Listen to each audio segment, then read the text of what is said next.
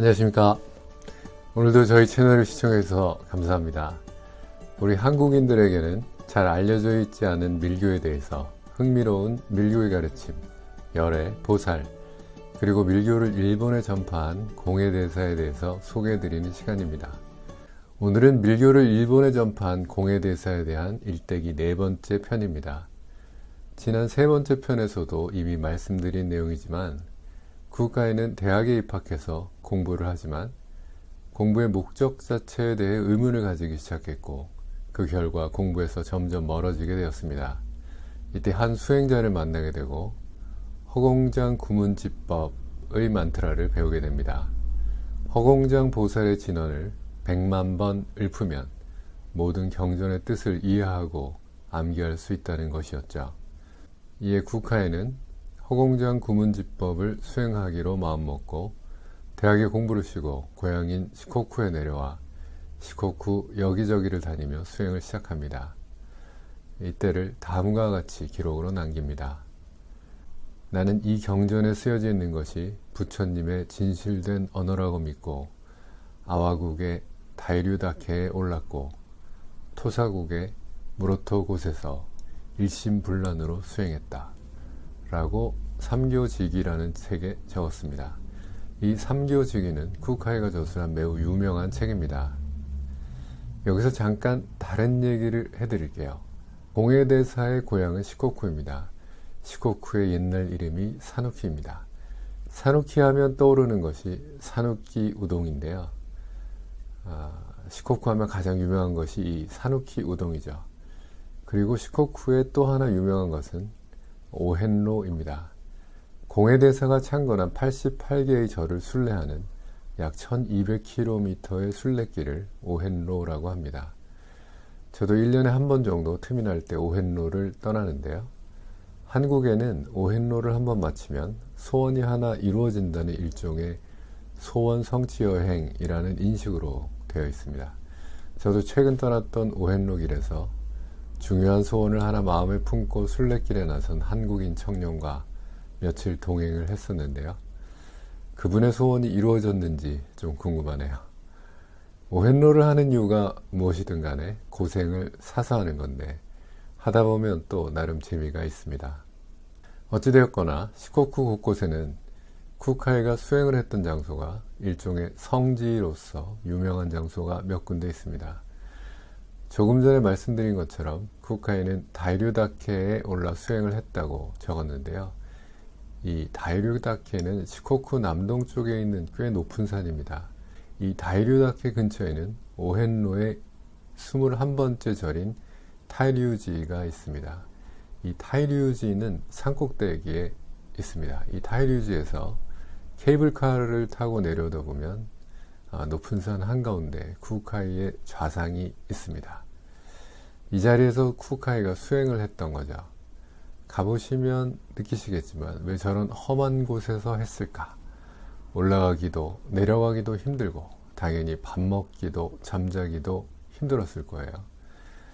저 같은 범인으로서는 참 대단하다는 생각밖에 들지 않았습니다. 쿠카이는 이런 산 위에서도 수행을 했지만 무로토 곳에 있는 미슈닌 동굴에도 들어갑니다. 이곳이 상당히 중요한 장소인데요. 시코쿠의 남동쪽 끝에 위치한 무로토 곳에는 24번째 절인 호츠 미사키지가 있어요. 미슈닌 동굴은 이 절의 바로 옆에 있습니다. 쿠카이는 하늘과 바다밖에 보이지 않는 동굴 안에서 밤낮으로 허공장 보살의 만트라를 읊는 수행을 계속합니다. 100만 번을 읊는다는 것이 얼마나 오랜 시간이 걸리는 것인지 감이 잘 안 오실 텐데요. 허공장 보살의 만트라를 10번을 읊는데 약 1분 정도 걸립니다. 계산해 보면 하루에 10시간씩 하게 되면 170일 정도면 끝낼 수 있죠. 용맹정진하는 수행자라면 반년 정도면 끝낼 수 있지 않을까 합니다만 어찌됐거나 쿠카이는 열심히 수행을 합니다. 쿠카이가 수행을 하던 어느 날 새벽에 쿠카이의 입안으로 금성이 뛰어들어와 내쉬는 숨소리는 광명이 되어 천지 우주에 퍼지는 것처럼 느껴졌으며 부처와 일체가 되는 신기한 체험을 합니다.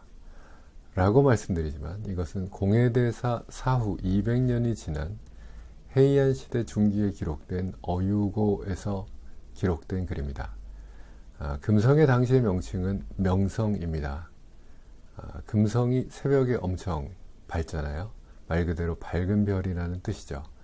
이 어유고의 글에는 허공장 보살의 상징인 명성이 입에 들어갔다라고 기록하면서 허공장 보살인 명성과 공해대사가 일체화되었다는 것을 표현했습니다. 실제 그 당시 쿠카이가 어떤 체험을 했는지는 다른 사람들은 그저 상상만 할 수 있을 뿐이겠죠.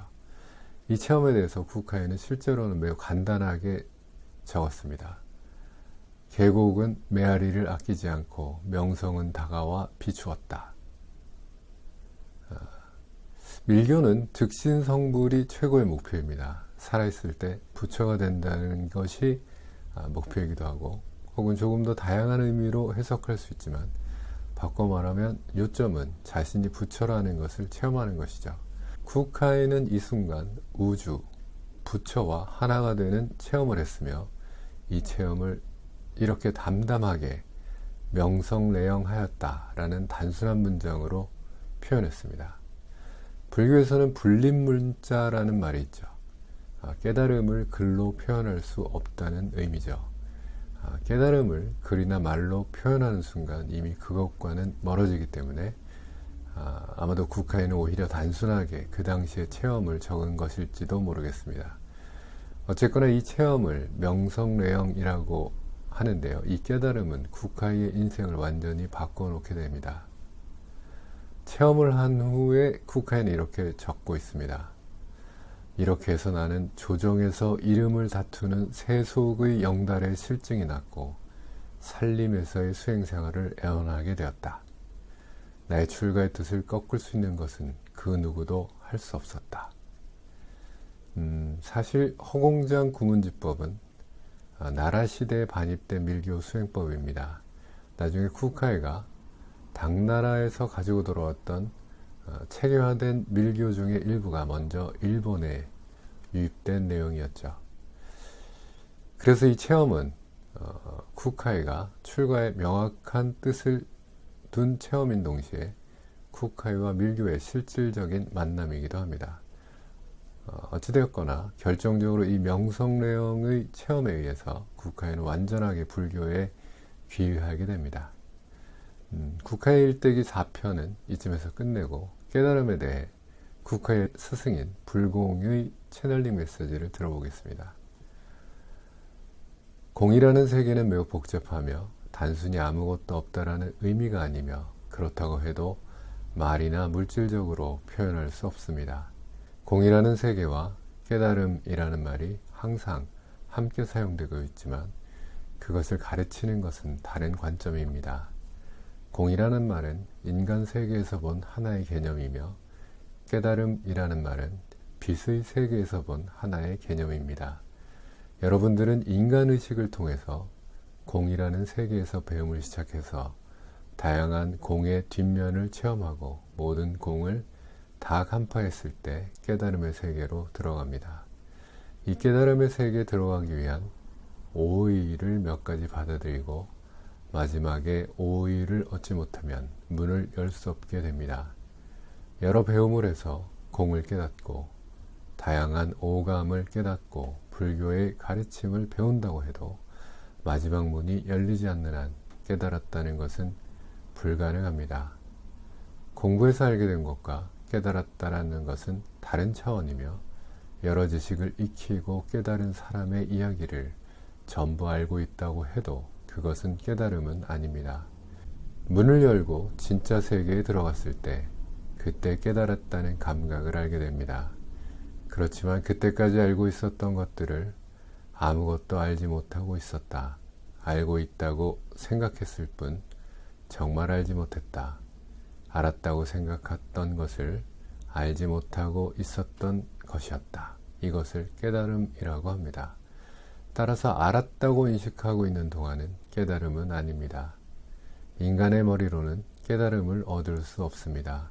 이 알았다는 하나의 경계에서 그 맞은편으로 벗어나는 것, 완전히 인간의 의식 세계로부터 나가서 진짜 빛을 만났을 때 처음으로 깨달았다, 알았다라는 감각이 생깁니다. 한번 이 감각을 알게 되면 인간 세계에 되돌아와도 깨달았다는 감각은 상당히 이어질 것입니다. 그 이후에 깨달았다는 감각을 확실하게 기억하고 깨달았다는 삶의 방식을 계속 이어가면 깨달은 인간이 물질 세계에서 살아가는 것이 가능하게 됩니다.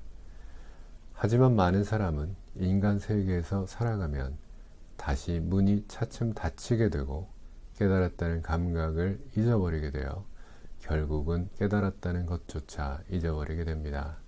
인간으로서 깨달았다라는 순간부터 깨달았다는 감각으로 그대로 계속 살아가는 것, 이것은 실제로 매우 어렵고 이른바 영적인 근육이 단련되지 않으면 매우 어렵습니다.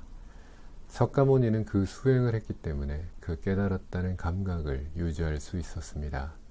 그러나 많은 사람들은 한순간 깨달았다고 알게 되어도 세속으로 돌아가 세속적인 생활을 해나가면서 깨달았다는 감각을 잃어버려 더 이상 깨달았다는 감각이 없어져 갑니다. 밀교도들은 깨달음을 목표로 밀교를 배우고 있지만 진짜 깨달았을 때의 감각, 알았다는 감각, 먼저 이것을 소중히 여겨주시기 바랍니다. 그렇게 해서 이 알았다는 감각을 소중히 하고 육체 생활에서도 계속 의식해서 잊어버리지 않도록 계속 그 감각을 유지할 수 있도록 노력해 주시기 바랍니다. 이것은 노력하지 않으면 점점 약해지고 멀어지고 사라져서 언젠가는 아무것도 없었다는 감각이 됩니다. 몇 번이고 깨달음의 체험을 하는 것은 어렵고 겨우 한 번 정도밖에 체험할 수 없습니다. 두 번, 세 번 체험하는 것은 어렵고 정말로 인생에서 단 한 번의 기회라고 생각해 주시기 바랍니다. 깨달았다는 감각을 느꼈을 때 몸으로 느끼고 되도록 노력해서 유지할 수 있도록 하십시오. 그렇게 하면 항상 깨달은 마음으로 여러 차원 세계와 연결되어 진정한 진리의 빛을 얻어 많은 사람들에게 빛의 봉사를 할 수 있게 될 것입니다. 자, 메시지는 여기서 끝을 냅니다. 많은 수행자들이 깨달음을 얻기 위해서 열심히 노력합니다. 깨달았다라고 하시는 분들이 가끔씩 나옵니다만은 그쪽의 표현으로는 한소식했다 이렇게 말씀하시는 것 같습니다. 혹시 이 영상을 보시는 분 중에서 한소식 하신 분이 계신다면 영광이라고 생각합니다.